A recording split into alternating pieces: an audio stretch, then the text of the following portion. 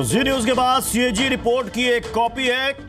आम आदमी पार्टी सरकार की शराब नीति पर सीएजी की रिपोर्ट आज पेश की जा रही है और ये देखिए विधानसभा में वो रिपोर्ट रखी जा रही है। बिंदुवार जी न्यूज आपको बताएगा क्योंकि उसकी कॉपी जी न्यूज के पास मौजूद है।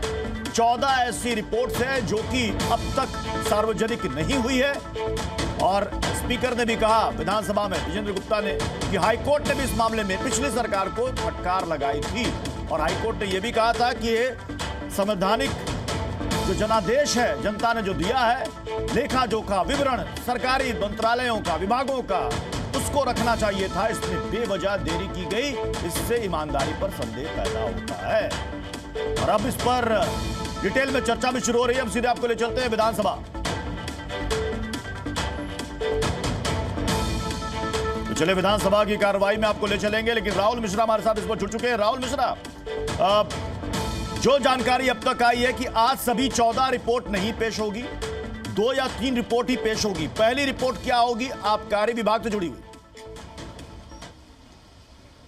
मैं आपको अपडेट कर देता हूं। केवल जो आज लिस्ट ऑफ बिजनेस में लगा हुआ है, केवल लिस्ट ऑफ बिजनेस में लिकर पॉलिसी वाली रिपोर्ट को ही, सीएजी रिपोर्ट को पेश की जाएगी आज, क्योंकि उसके बाद, क्योंकि ये विस्तृत रिपोर्ट होती है, तो पहले लिकर पॉलिसी वाली आज केवल जो पेश की जाएगी वो लिकर पॉलिसी वाली रिपोर्ट पेश की जाएगी। और इसमें जो अनुमानित बीजेपी तमाम पहले से भी इस पे आरोप लगाती आई है कि तकरीबन 2026 करोड़ का घोटाला इसमें है, ये पूरा का पूरा। और जिस तरीके की नीति का अपनाया गया, जिस तरीके से आवंटन किया गया है, इसको लेकर के बीजेपी पहले से ही घेरते हुए आई है।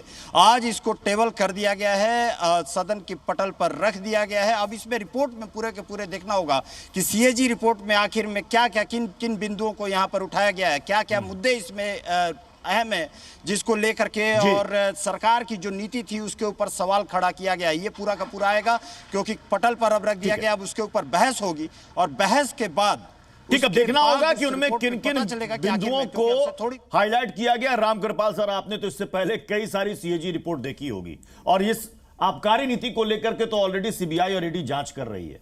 अब इस सीएजी रिपोर्ट के बाद क्या होगा आगे? देखिए, जो कि अभी सीएजी रिपोर्ट जब सामने आएगी तो सारे तथ्य खुलेंगे, लेकिन एक बात तो है कि जिस मामले में अदालत ने बेल दी है, लेकिन शर्तों के साथ बेल दी है, तो जाहिर सी बात है कि जो लोग छूटे हैं वो बेल पर हैं, बरी नहीं हुए हैं। तो कहीं ना कहीं मामला तो ऑलरेडी खुद अदालत मान रही है कि इसमें कोई दम है मामले में। इसीलिए अब कैग की ये जो आ रही रिपोर्ट, ये क्या क्या तथ्य सामने रखती है, वो इस पे डिपेंड करेगा कि जो आरोप लग रहे थे केजरीवाल जी पर और बाकी लोगों पर, जो भी टीम है, उसमें कितना दम है। क्योंकि देखिए, ये कैग की रिपोर्ट होती है जो तथ्यों पर आधारित होती है, इसको आप झुठला नहीं सकते हैं जब तक कि आप काउंटर फैक्ट्स नहीं उसमें दें। तो कैग की रिपोर्ट तथ्यों पर होती है, वो अलग की बात है कि जैसे 2G में भी जो आया था, बाद में कुछ लोग छूट गए, लेकिन वो आप छूटने का मतलब ये नहीं है कि आप ईमानदार तो थे। उसमें बेनिफिट ऑफ डाउट्स हो जाती है जब आप प्रूफ अच्छी तरह नहीं कर पाते हैं। तो अभी ये देखना कि कैग की रिपोर्ट क्या है। वैसे आज अखबार में कुछ चीजें आई हैं, बात इसकी नहीं है कि कैग क्या कहता है और कहाँ उसको मोदी जी के घर में बनाया गया फलाना। उसमें एक चीज है कि 2015 में डीटीसी का घाटा जो था वो 27,000 करोड़ था, जो आज की तारीख में 60,000 करोड़ हो गया है। अब आप सोचिए, अगर ये सच है तो जो सरकार गई है उसके लिए पूरी तरह जवाबदेह है। क्यों ऐसा हुआ है, क्या हालत उसकी है। चलिए, तो ये चीजें मैं जल्दी से कांग्रेस का भी रिएक्शन ले लेता हूं। शिवम जी, आम आदमी पार्टी का कहना है ये तो बीजेपी दफ्तर में तैयार हुई रिपोर्ट है जिसको सदन में पेश किया जा रहा है, क्या कांग्रेस को भी यही लगता है? देखिए, सीएजी रिपोर्ट अगर नकली है तो 10 साल पहले जब इन्होंने अपनी पार्टी बनाई थी और अन्ना हजारे जी के साथ जब ये छतों पर जाके चिल्लाते थे सीएजी रिपोर्ट पकड़ के, तो क्या वो सीएजी रिपोर्ट भी गलत थी? ये भी इनसे पूछ लीजिए। इनको सीएजी रिपोर्ट से इतना डर क्यों है? डर उसी को होता है ना जिसको कुछ छुपाना होता है, जिसके पास 12 या 14 रिपोर्ट इन्होंने टेबल नहीं करी। मान लो चलो समझ आती कि 1 रिपोर्ट, 2 रिपोर्ट, 3 रिपोर्ट नहीं करी, 12 की 12 रिपोर्ट नहीं टेबल करना, मतलब आप कुछ छुपा रहे हैं। इस सीएजी रिपोर्ट में आज जो नहीं, टेबल हो आपने रही एक है वर्ड का उसमें इस्तेमाल किया, आपने कहा कि इनको किस बात का डर है, तो जरा मैं उसका जवाब अभिषेक से ले लेता हूं। मेरे को तिवारी जी। कंप्लीट करने दीजिए 10 जी जी। सेकंड। उसके बाद मैं जो मुख्य बात कह रहा था कि आज शराब घोटाले वाली रिपोर्ट निकलेगी, फिर शीश महल वाली निकलेगी, लेकिन एक रिपोर्ट ऐसी भी जी। निकलेगी जिसमें हॉस्पिटल का स्कैम निकलेगा, इनका 382 करोड़ का, जिसके बारे में हमने इलेक्शन के टाइम अजय माकन जी ने प्रेस कॉन्फ्रेंस करी थी, और जो दिखाएगा कि बुढ़ारी हॉस्पिटल, अंबेडकर हॉस्पिटल और मौलाना आजाद डेंटल हॉस्पिटल में टेंडर्ड अमाउंट से 382 करोड़ ज्यादा खर्चा गया था। ये भी सीएजी रिपोर्ट में निकलेगा। सो इनको जवाब देना पड़ेगा और ये भाग नहीं सकते इस सच्चाई से। मैं अरविंद मोहर सर, क्योंकि एक तरफ सीएजी का मुद्दा उठ रहा है, बीजेपी उठा रही है, कांग्रेस भी एक तरीके से साथ है, दूसरी तरफ ये जो पूरे मामले को दूसरा एक एंगल दिया जा रहा है, बाबा साहब अंबेडकर का अपमान, शहीद भगत सिंह का अपमान। देखिए, दो पक्ष हैं असल में। एक सीएजी रिपोर्ट से ऑफिशियल चीज़ें साफ होंगी कि क्या खर्चा हुआ, क्यों हुआ, कैसे हुआ, वो चीज़ें साफ होंगी। और फिर ये भी कि जो कोर्ट में मामले चल रहे हैं वो कहाँ तक लाइन पे हैं। लेकिन एक राजनीतिक पक्ष और है और एक प्रशासनिक पक्ष है।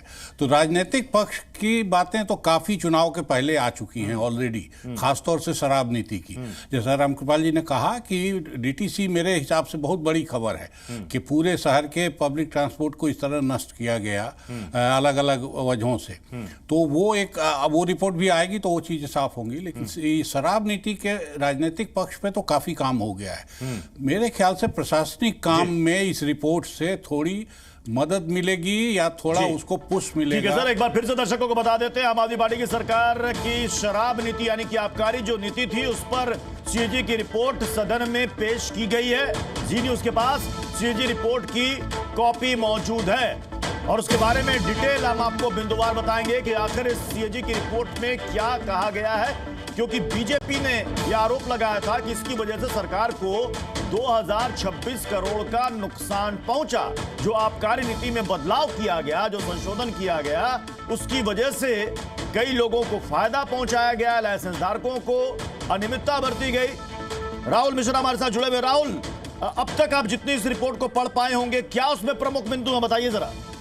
देखिए, इस रिपोर्ट में यदि मैं आपको बता दूं कि कई चीज़ें, objection of the excise policy 2021-22, the excise were framed with the following objective to ensure generation of optimum revenue. कहा गया कि ऑप्टिमम रेवेन्यू जनरेशन करने के लिए कहा गया था, और eradicate sale of spurious liquor, non duty paid liquor in Delhi and transform consumer experiences. ये बातें कही गई। इसमें तकरीबन ये 9 पॉइंट जो शुरुआत में दिया गया है, जिसमें कि दूसरा किया गया सिंप्लीफाई करने की बात कही गई थी। हाईली कॉम्प्लेक्स जो हेवली रेगुलेटेड एक्साइज रेजिम है, उसको case of doing business in the overall trade में, ये पूरा का पूरा इसके सिंप्लीफाई करने के लिए कहा गया था। To not allow the formation of any monopoly और कार्टेल, कार्टेल नहीं हो, कार्टेल न किया जाए या मोनोपोली को ख़त्म किया जाए, इसके लिए किया गया था।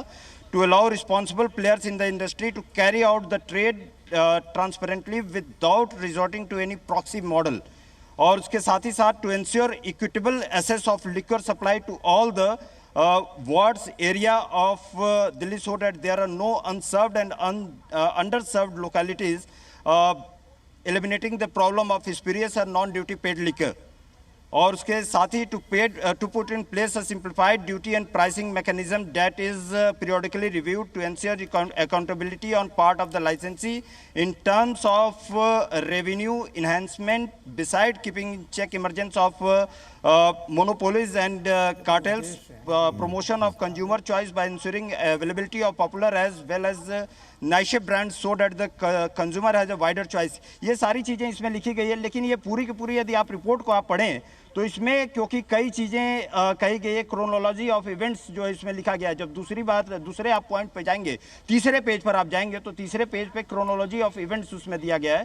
Chronology of events in the excise policy 2021-22 की बात जो की गई है, इसमें expert committee was constituted by the order of the government of NCT of Delhi, एक बात कही गई है, जो कि कंस्टिट्यूट की गई थी 4/9/2020 को इसको फॉर्म किया गया था। 13/10/2020 को एक्सपर्ट कमिटी इसकी रिपोर्ट सरकार को सबमिट करती है।